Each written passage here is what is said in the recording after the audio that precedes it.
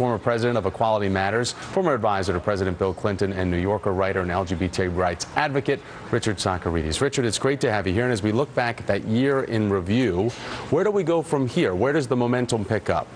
Well, we're about to probably see 3 additional states this month. Illinois and Delaware are looking pretty certain, and perhaps even Minnesota this month. So it would be another addition of 3 states. We saw 4 states, as you just said in the setup piece.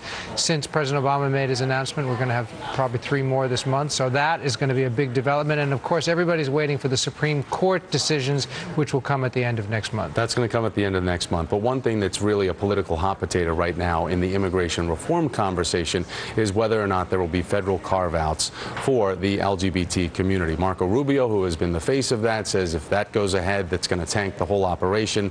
It'll never make it. But what do you make of the fact that now that 20% of the country legally has marriage equality, and the LGBT community is basically omitted from having any type of federal protection in immigration reform? Well, the immigration debate is very difficult, and it's going to be a very difficult decision both for the legislators who are dealing with it and for gay rights activists, because immigration reform is so important to the country as a whole, and it's something that immigration activists have worked on for a long time, but yet it is fundamentally unfair, as the president said this weekend in Mexico, that LGBT Americans be denied the same rights that they would have were they married, were they in heterosexual marriages.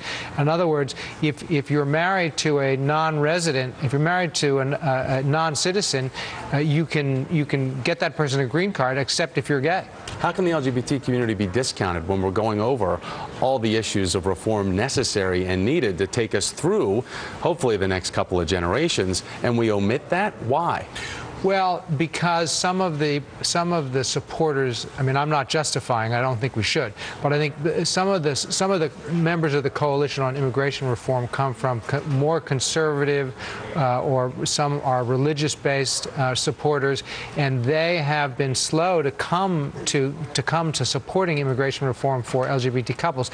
I think, perhaps the only saving grace in all of this is that if we can get a ruling from the Supreme Court which strikes DOMA before there is a final immigration vote, this issue will become easier to deal with. It'll really become a non-issue. One thing I want to make sure that we say, another thing that happened big in July of 2012, the American Psychiatric Association says that transgender people were no longer considered mentally ill. And that was a huge development for them, considering that they were then changed to gender dysphoria. And that's not something that carries a stigma. Absolutely. It was very important, an extremely important development. I mean, I think we will look back on what happened a year ago with first the Vice President Biden and then with President Obama a year ago this week coming out for same-sex marriage as a real turning point in the entire gay rights struggle, a moment perhaps as important as Stonewall. Richard Socarides, as always, great to see you, Richard. Thanks, buddy.